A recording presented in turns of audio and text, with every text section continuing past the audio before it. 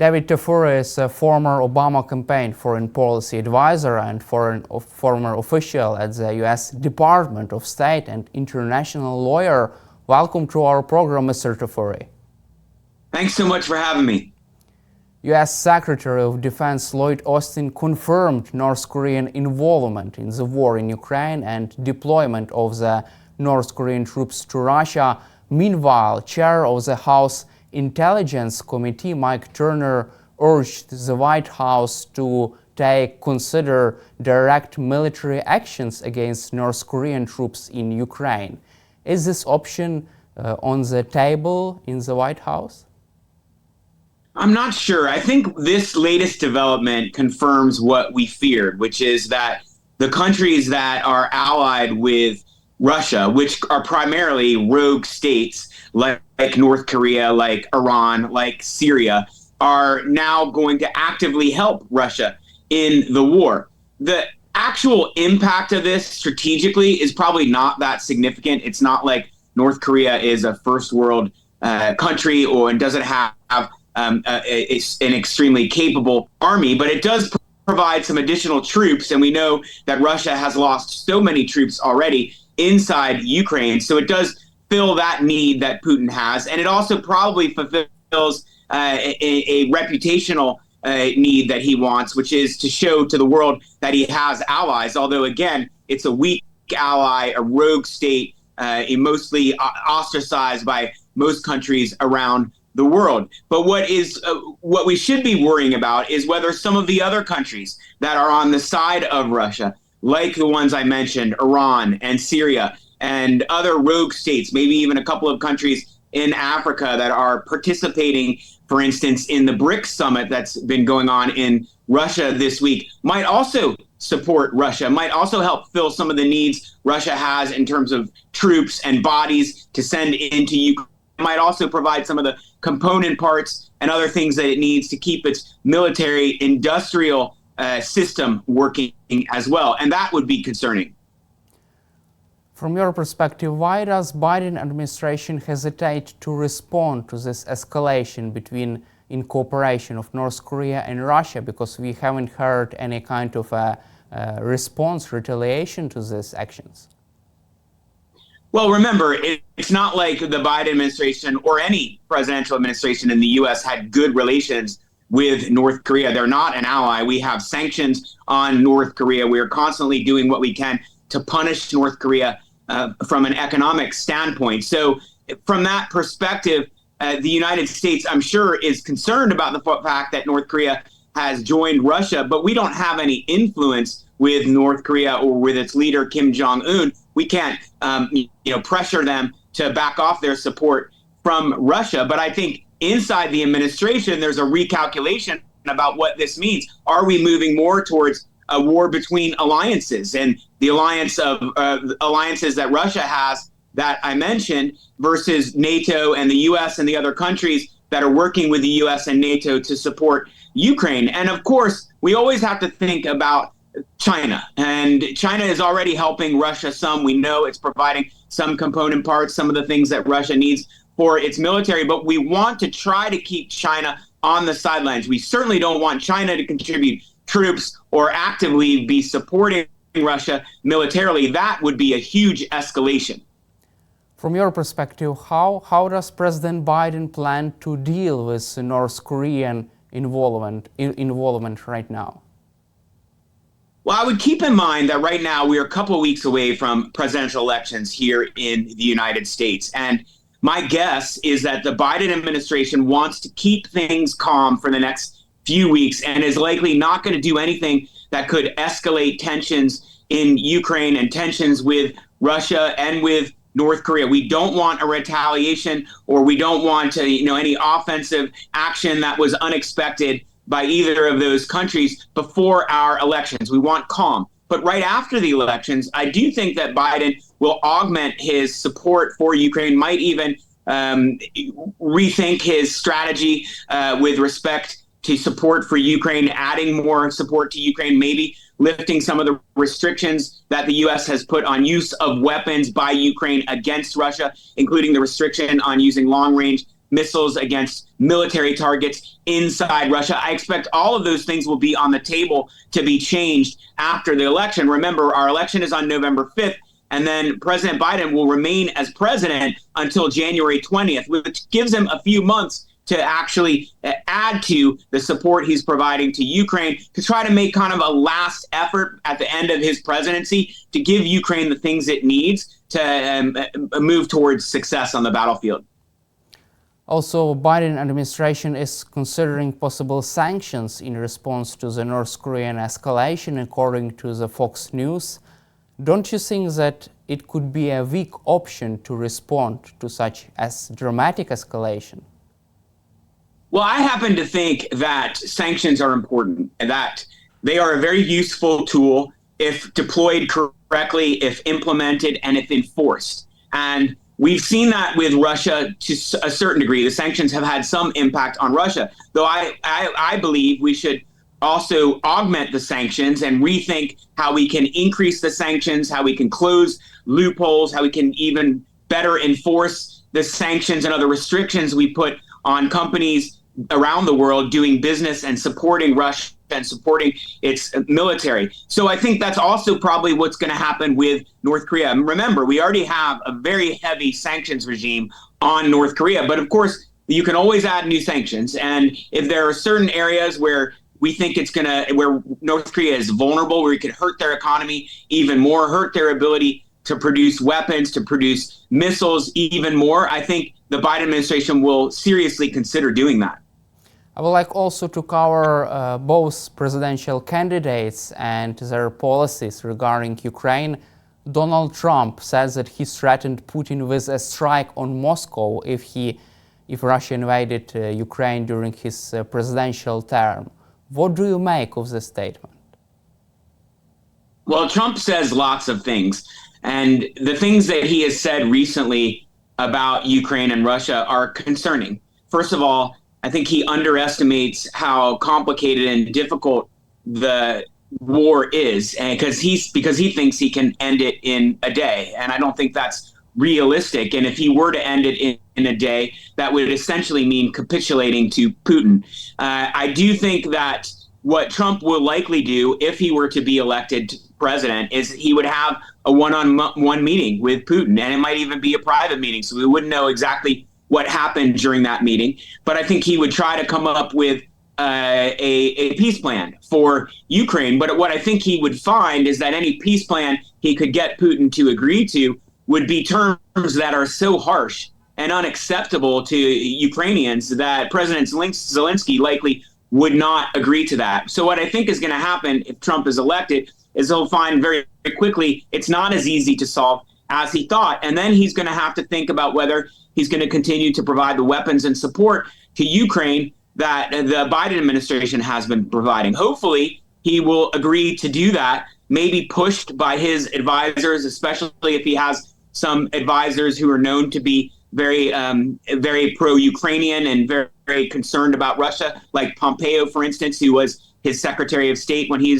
was president. Maybe some of those advisors could convince him to continue the aid and support to Ukraine, but we don't really know. And there is reason to be concerned because of the things he said about not supporting Ukraine and his skepticism about providing weapons and aid to Ukraine, and also because of the positive things he said about Putin, which are quite shocking. And I'll also say that his vice presidential candidate on the ticket with him, Vance, is essentially the most anti-Ukraine aid and assistance senator in the U.S. Senate. So the combination of the two of them and what they're taking in terms of their thinking about Ukraine into the White House if Trump is elected is a reason for concern. If Donald Trump fails to end the war in 24 or 48 hours, what could happen next? I think what would likely happen is that he would come up with some sort of plan with Putin. It would be rejected by President Zelensky, and he would find that this is an intractable conflict, all because of Putin, because what Putin wants is unreasonable, illegal, a violation of international law, a violation of the human rights of Ukrainians.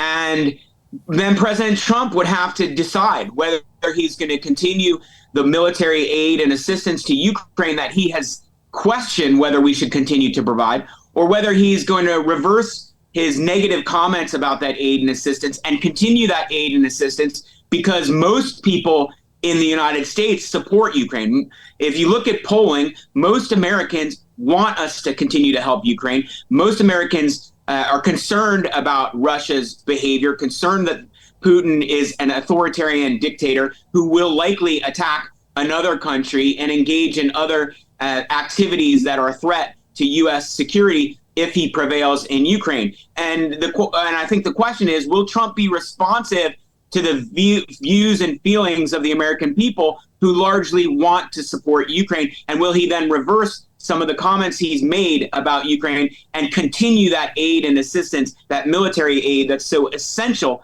for supporting Ukraine on the battlefield? Let's cover also Kamala Harris' policy and her stance on Ukraine.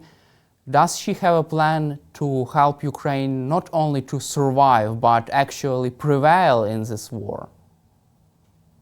Well, she has been in the Situation Room with President Biden when many of the decisions have been made about how to support Ukraine. My understanding, and you can see this in public reporting, is that she's a big supporter of Ukraine as well. She's one of the people in the Situation Room who wanted us to do more for Ukraine on the military side. So I think she will continue the aid and support that Biden has provided.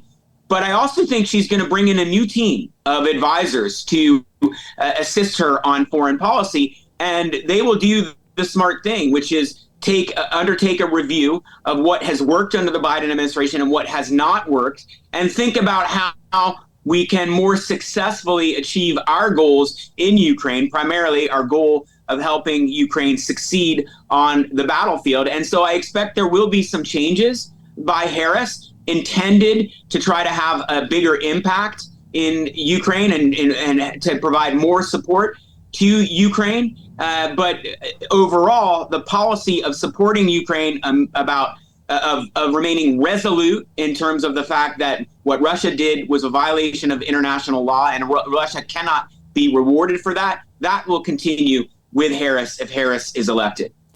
From your perspective, who could be the members of her national security team?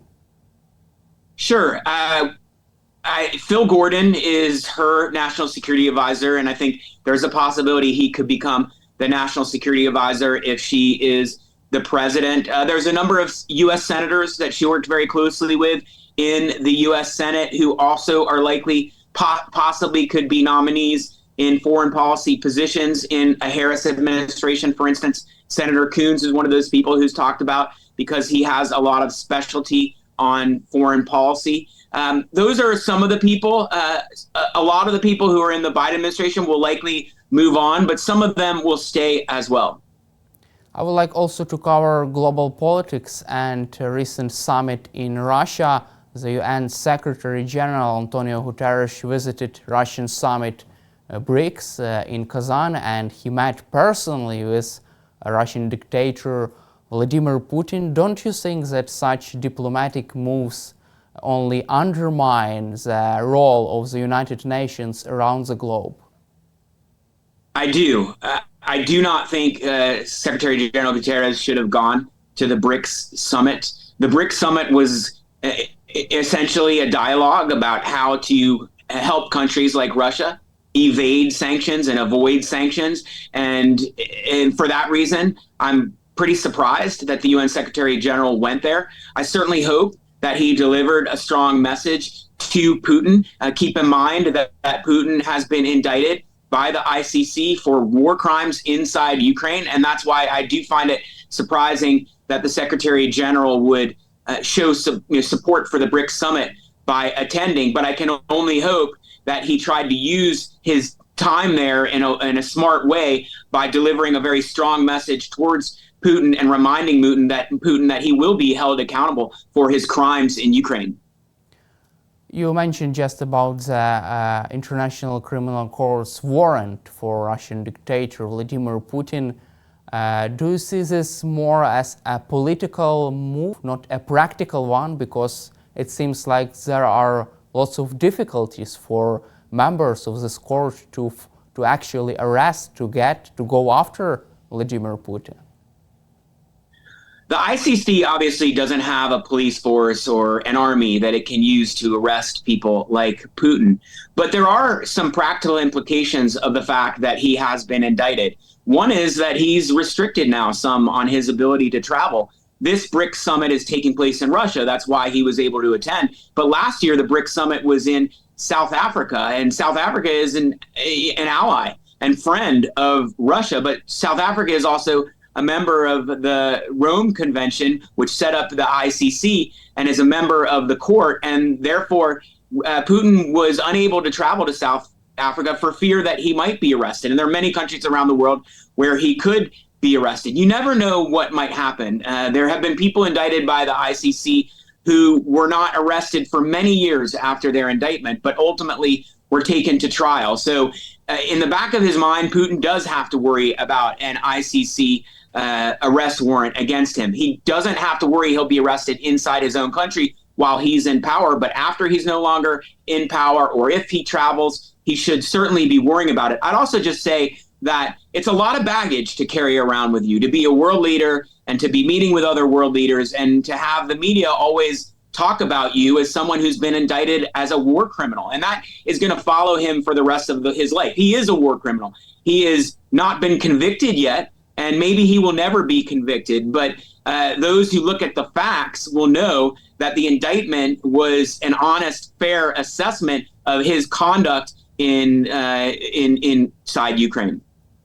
I would like also to ask you about the G7 decision to provide Ukraine with revenues from Russia's frozen assets. It seems like an unprecedented move also by the United States. The US government would provide Ukraine with $20 billion with a loan. What do you make of this decision, and what's your take on that?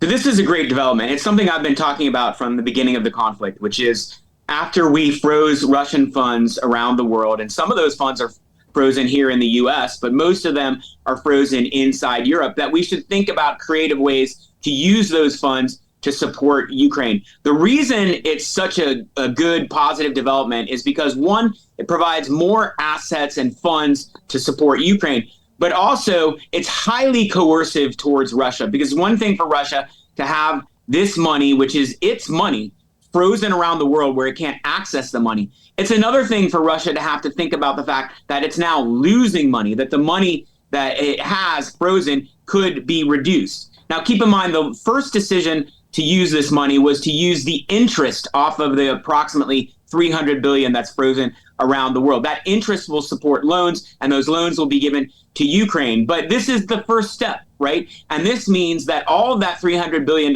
is potentially subject to forfeiture and to be used to support Ukraine. And I really applaud that effort, the changes to the law and to policy that were made by the US and the European countries who just recently accomplished this. And it's an absolutely amazing development, and one that I think sends a message to the world that if you're an authoritarian leader and you engage in human rights abuses and you violate international law, your money, wherever it is around the world, could be frozen and you could forfeit that money.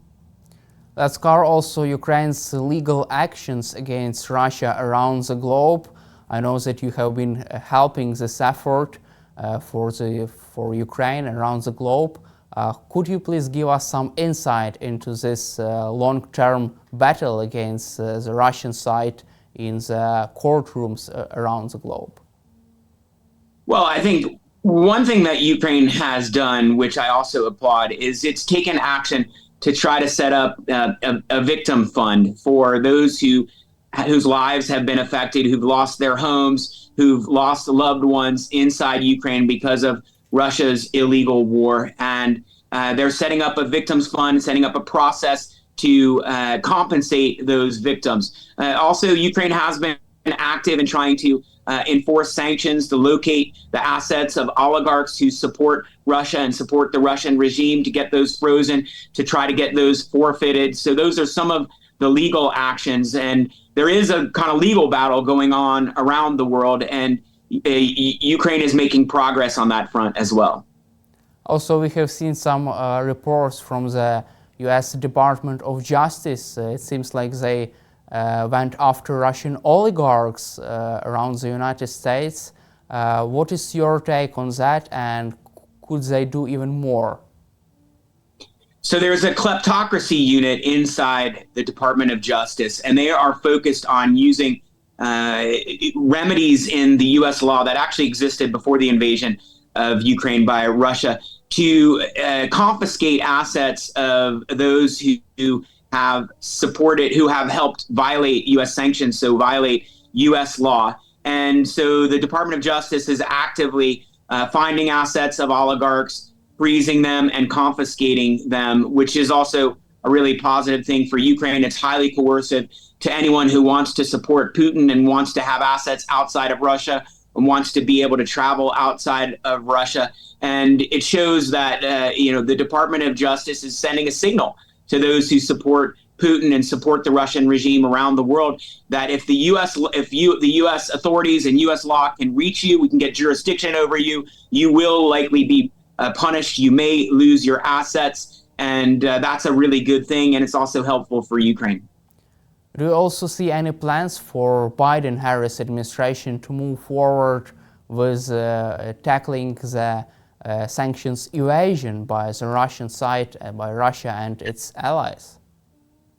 I do. I think that will be part of the review that happens right after our election. I do think that the Biden administration and President Biden will think about how to make sanctions tougher, how to do a better job of enforcing sanctions. And then if Harris is elected, leading into the Harris administration, where they kind of do a full review of the Ukraine policy, I think economic measures will be looked at very closely. We have sanctions that we put on Russia. We also have bans on companies providing certain types of equipment, technology to Russia, and there needs to be even better enforcement. I do think the U.S. has done a good job of enforcing these restrictions on supplying technology to Russia, but I think there needs to be even more enforcement, and maybe we need to tighten it even more. Ultimately, Russia is only going to back down when it is hurt militarily and it is hurt economically, and we need to do more to hurt it economically. And I'd also say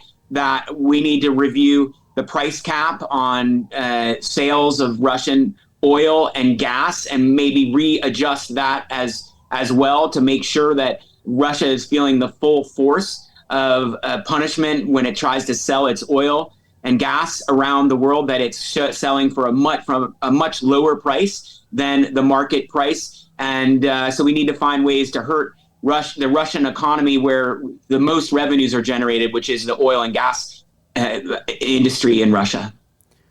Thank you, David, for your time and for your support for Ukraine, and glory to Ukraine. Herom Slava.